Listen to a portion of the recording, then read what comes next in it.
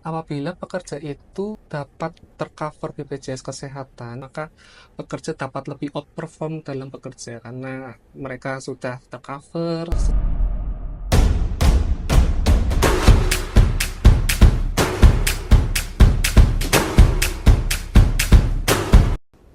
Assalamualaikum warahmatullahi wabarakatuh. Waalaikumsalam warahmatullahi Ya, wabarakatuh. selamat datang di podcast kita yang kelima di JKN Talks with KC Tegal. Nah, podcast yang selalu memberikan informasi menarik seputar program JKN dan layanan kesehatan yang ada di wilayah Tegal pada khususnya. Di episode kelima kali ini, kita akan membahas peran penting Relationship Officer Badan Usaha di wilayah cabang Tegal. Nah, penasaran kan? Pasti Jakwire JKN semua? Nah, apa sih sebenarnya job desk mereka? Kita akan bahas semuanya di sini. Saya Dwita akan menemani Jakwire semua dalam episode kali ini. Dan tentu saja saya sudah ditemani oleh Aditama Esa Bakti, seorang PATT Relationship Officer Badan Usaha di kantor cabang Tegal. Halo Mas Esa, apa kabar? Baik, Mbak Dwita, ini terima kasih ini sudah diundang. Oke, nanti selama ya kurang lebih 10 menit ke depan ya Mas, kita akan Ya, bincang-bincang nih tentang relationship officer di kantor cabang Tegal. Nah, langsung aja Mas, kita mulai dengan pertanyaan pertama nih. Sebenarnya job desk utama seorang relationship officer badan usaha itu apa sih Mas? jadi kalau relationship officer ya, itu kan relationship officer itu terdiri dari dua kata. Yang pertama itu adalah relationship sama officer. Nah, relationship itu adalah menjalin hubungan baik. Nah, Mhm. kalau officer itu adalah petugas. Jadi, bisa dimaknai relationship officer itu adalah petugas yang menjalin hubungan baik. Khususnya kalau di BPJS Kesehatan kantor cabang Tegal itu menjalin hubungan baik kepada badan usaha swasta di wilayah kantor cabang Tegal, khususnya di Kabupaten Brebes, Kota Tegal, dan Kabupaten Tegal. Nah, untuk menjalin hubungan baiknya itu ada tiga kurang lebih ya. Yang pertama, karena secara regulasi atau peraturan perundang-undangan, badan usaha itu kan diwajibkan ya untuk mendaftarkan seluruh pekerjanya tanpa terkecuali kepada BPJS Kesehatan. Nah, dari situ kita melakukan advokasi kepada badan usaha yang tadinya dari belum terdaftar, kita sosialisasikan sampai akhirnya terdaftar di kantor cabang Tegal, lalu juga sampai membayar iuran pertama. Yang kedua itu apa namanya? Kita juga melakukan komunikasi intens khususnya kepada badan usaha. Misalkan terkait administrasi, Mas Esa, saya mau menambahkan pekerja, caranya gimana? Ataupun melakukan penonaktifan pekerja, caranya gimana? Nah, kita itu melakukan komunikasi intens. Kita juga sosialisasi program JKN, misalkan ada update terbaru kepada peserta PPU atau badan usaha itu sendiri. Yang ketiga, karena adanya struktur organisasi baru, relationship officer ini kita juga melakukan pengawasan dan pemeriksaan kepada badan usaha. Jadi, pemeriksaan rutin tahunan kepada badan usaha swasta yang berada di wilayah kantor cabang Tegal. Jadi bisa dikatakan ini relationship officer itu end-to-end proses ya. Kita dari sosialisasi sampai akhirnya daftar, membayar iuran pertama, lalu kita juga yang melakukan pemeriksaan kepatuhan kepada badan usaha. Gitu. Wah, berarti bisa dibilang itu tugasnya itu lebih ke peserta badan usaha ya, Mas ya? Betul, Atau badan perusahaan. usaha swasta. Oh, kalau sebagai jembatan penghubung dengan badan usaha nih, Mas, selama udah berapa lama ya, Mas ya? Jadi Saya hampir 3 tahun. hampir 3 tahun. Oke, Ya. hampir 3 tahun menjadi relationship officer. Nah, selama ini tuh tantangan apa sih, Mas, yang pernah dihadapi oleh seorang RO itu? Ya, jadi kalau berdasarkan pengalaman saya selama hampir 3 tahun ini, yang namanya relationship officer itu kan menjalin hubungan baik ya. Mm-mm. Nah, karena kita komunikasi intens dengan badan usaha, maka karena kan sikap PIC badan usaha itu kan beda-beda ya. Mungkin ada yang lembut atau mungkin ada yang cukup impulsif, misalkan seperti itu. Nah, kita itu tantangannya ya menghadapi sifat-sifat PIC yang berbeda-beda, sehingga kita lebih memahami, kita berusaha mendengarkan keluhan atau keluh kesah mereka, seperti kita ingin memberikan kebutuhan-kebutuhan mereka gitu. Dan yang kedua mungkin dari sisi badan usaha ya atau kewajiban itu, ada kalanya badan usaha itu tidak mendaftarkan seluruh pekerjanya karena mungkin ada pekerja yang terdaftarnya itu masih sebagai penerima bantuan iuran. Nah, itu kan terkendala di situ. Kadang pemberi kerja itu tidak mendaftarkan seluruh pekerjanya karena ada pekerja yang masih sebagai peserta penerima bantuan iuran. Nah, padahal ketika sudah bekerja itu kan nggak boleh itu terdaftar sebagai peserta PPI. Maka solusinya kita advokasi baik-baik bahwasanya Bapak, Ibu, kalau memang sudah bekerja, sudah bukan haknya lagi untuk menerima kepesertaan PPI, maka wajib untuk dialihkan ke badan usaha seperti itu.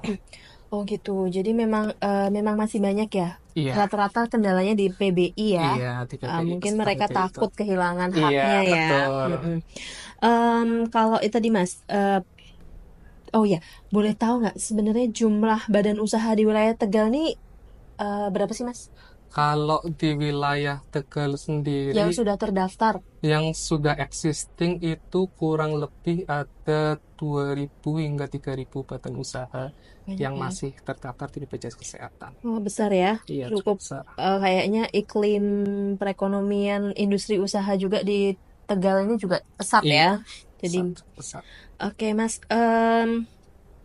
Lalu ada nggak sih tips cara untuk menjalin hubungan baik dengan peserta badan usaha ini? Khususnya berarti kan kaitannya dengan PIC-nya ya, Iya. berarti ya. Iya. Itu gimana? Kalau tipsnya lebih belajar untuk mendengarkan, khususnya ya, mendengarkan Mm-mm.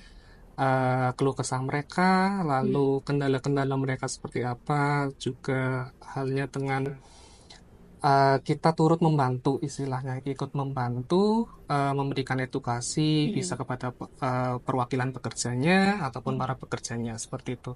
Jadi dengan komunikasi yang intens itu bisa menjalin hubungan yang baik juga dengan badan usaha. Oke.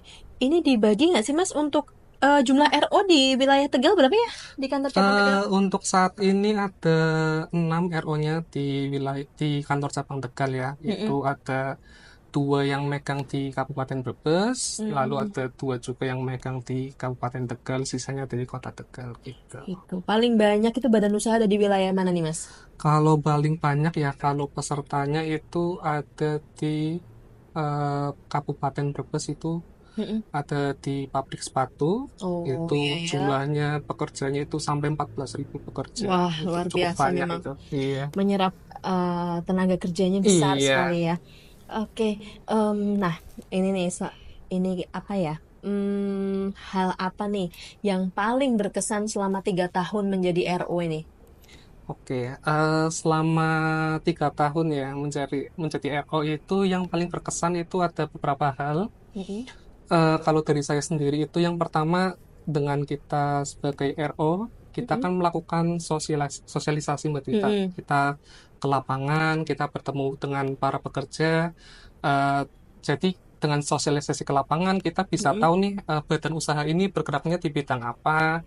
Jadi kita itu bisa tahu bisnis prosesnya perusahaan itu seperti apa, jumlah Mm-mm. pekerjanya Mm-mm. berapa. Oh, ternyata ada pabrik sepatu dengan jumlah pekerja sekian banyaknya ataupun di industri garment dan sebagainya. Mm-mm.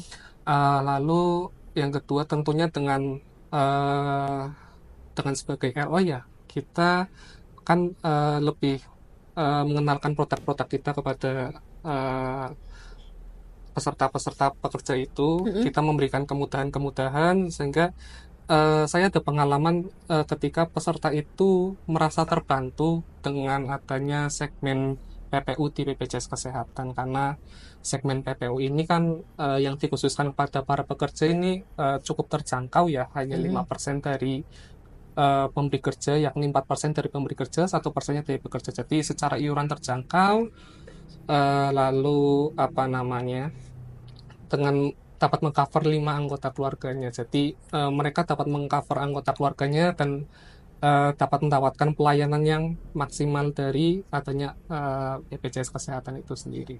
Oke.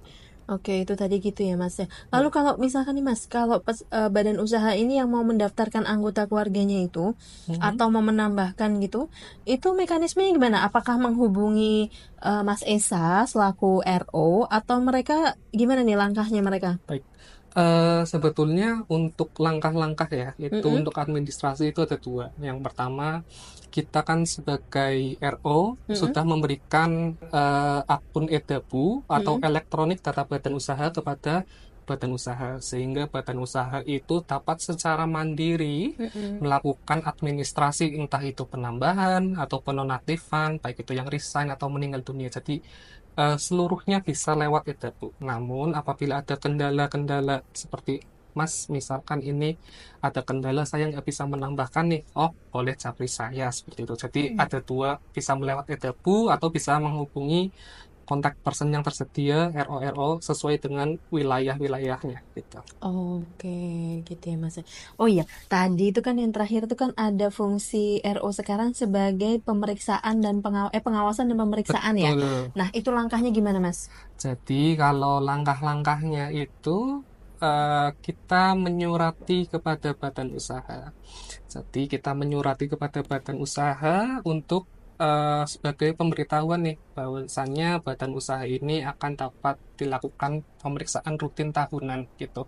Mengapa demikian? Karena BPJS Kesehatan itu diberikan kewenangan untuk dapat melakukan pemeriksaan rutin kepada badan usaha, baik itu pendaftaran pekerja ataupun pelaporan gajinya sudah sesuai atau belum.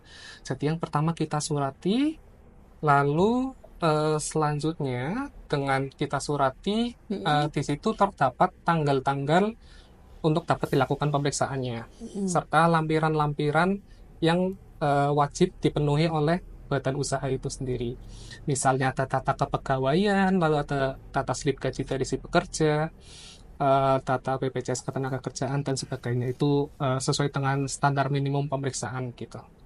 Nah, setelah kita surati, kita melakukan janjian kepada badan usaha ya tentunya untuk penentuan jadwalnya seperti apa gitu. Nanti ketika sudah janjian kita melakukan proses pelaksanaan pemeriksaan. Dari pelaksanaan pemeriksaan itu kita melakukan interogasi ya terkait dengan eh, apa namanya tata-tatanya yang ada di sana, apakah ada temuan dan sebagainya. Nanti ketika sudah pelaksanaan baru nanti kita lanjutkan ke proses pemantauan dari tindak lanjut hasil pemeriksaan itu sendiri gitu. Oh, gitu luar biasa ya. Jadi memang BPJS Kesehatan itu sendiri diberikan kewenangan untuk Betul. melakukan pemeriksaan rutin terhadap seluruhnya ya, Iya, seluruh seluruh badan badan usaha usaha ya yang sudah swasta. terdaftar. Iya, yang Mm-mm. existing. Oke, luar biasa memang tugas relationship officer ini penting untuk memastikan program JKN berjalan dengan baik di tingkat badan usaha. Nah, terakhir nih Mas, Iya. ada pesan nggak untuk Sobat Jakwira JKN yang mendengarkan atau mungkin untuk badan usaha yang mungkin PIC-nya sedang mendengarkan podcast ini, ada pesan nggak Mas? Baik, pesan saya ya, ini singkat saja mungkin kepada karena saya dengan RO itu untuk para pemberi kerja untuk dapat mendaftarkan badan usaha dan seluruh pekerjanya karena memang yang pertama secara regulasi itu diwajibkan dan yang kedua saya sangat meyakini apabila pekerja itu dapat tercover BPJS Kesehatan atau difasilitasi BPJS Kesehatan, maka pekerja dapat lebih outperform dalam bekerja karena mereka sudah tercover secara jaminan kesehatan sehingga para pekerja ini tidak risau terhadap kesehatan-kesehatan yang akan atau penyakit-penyakit yang akan datang di kemudian hari gitu. Oke, terima kasih banyak Mas Esa atas penjelasan dan waktu yang Sama-sama sudah Mbak diberikan. Dita. Ya, semoga lebih banyak lagi badan usaha yang semakin paham Siap, tentang peran RO ya. Jadi siap. supaya hubungannya lebih terjalin dengan baik. Nah, Ya, oke, dan terima kasih juga untuk Sobat Jakwira JKN semua yang sudah mendengarkan podcast ini. Jangan lupa untuk follow IG @jakwire_JKN agar tidak ketinggalan informasi penting seputar JKN. Sampai jumpa di episode JKN Talks with Kaca Tegal berikutnya. Wassalamualaikum warahmatullahi wabarakatuh.